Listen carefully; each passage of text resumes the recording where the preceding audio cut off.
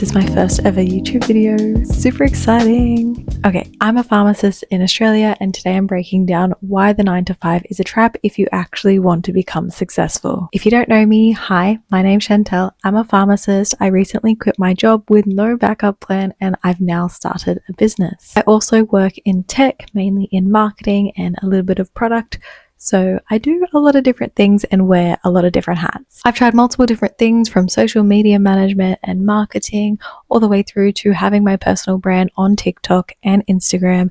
And now I have a business that I run on LinkedIn. I graduated from pharmacy school in 2023 and in 2024 I decided to move interstate to Melbourne to complete my intern year. In my intern year I learned a lot. Obviously I had the clinical component of studying for exams, the oral and written exam. However, I also did other things outside and on top of my intern year. I was given a project to increase generic substitution at the pharmacy that I was working at.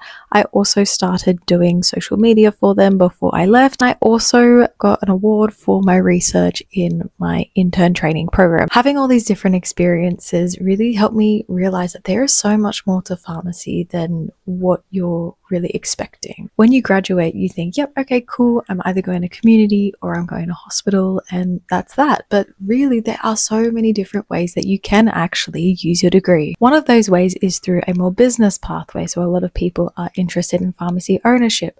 Myself included. I wanted to own a pharmacy. I moved back to the Gold Coast after my intern year to basically learn all about the business and set myself up to own a pharmacy in the future. So after a year of running this pharmacy as if I owned it, I realized that I just didn't want to be a pharmacist running a pharmacy for the rest of my life. So I decided to make the jump and I quit my 9 to 5, hoping that I would just figure it out along the way. I knew that if I needed extra cash, I could always locum, but I knew that what I truly wanted to do was explore other ways that I could use my degree rather than just being a pharmacist in that traditional sort of setting. I have big goals and I have big financial dreams, and I knew that the way to make a lot of money was through ownership. So while I didn't feel very aligned with pharmacy ownership anymore, I knew that business ownership was definitely for me, and the entrepreneur path was 100% aligned with me and my personality. I've had mentors tell me it's hard. They've made me second guess myself whether it is something that I have wanted to pursue. And now that I'm in it, I'm so glad that I've made the decision to quit and just bet on myself. Because people can tell you all these different things about it's hard, like this is what you should expect. And it's great to know that as data points, but at the same time,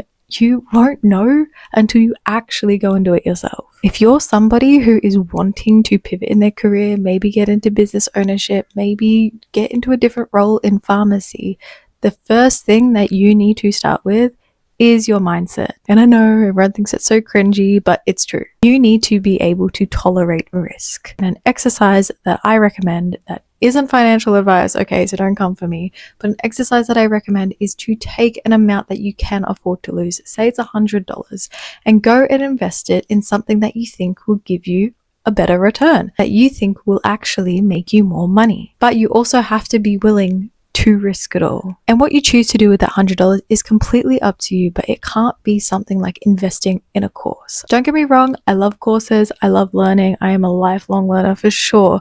But in this case, you do need something that is much higher stakes. When I was 15, I got my first job and I have worked multiple jobs ever since I've started working in the workforce. I started with $0. I was on like $9.50 an hour at 15 and I built my way up, saved my way up to be able to take a risk when I turned 18. At 18, I had a little bit of money saved up and I put $5,000 aside and I wanted to invest it. I took my $5,000, I went to my dad and I said, please help me invest this in the stock market. And $5,000 was a lot for me, especially at 18 when I didn't have a pharmacy career. I didn't have anything really. I was on terrible pay, but I knew that I wanted to take this risk and hope that in the long run, it would be worth it. I'm so glad I did that at 18 because now that I'm 25, 7 years later, it has paid off. A lot of people chase that quick success, but success doesn't happen overnight. But it's also not going to happen if you feel stuck in your 9 to 5 and you're not doing anything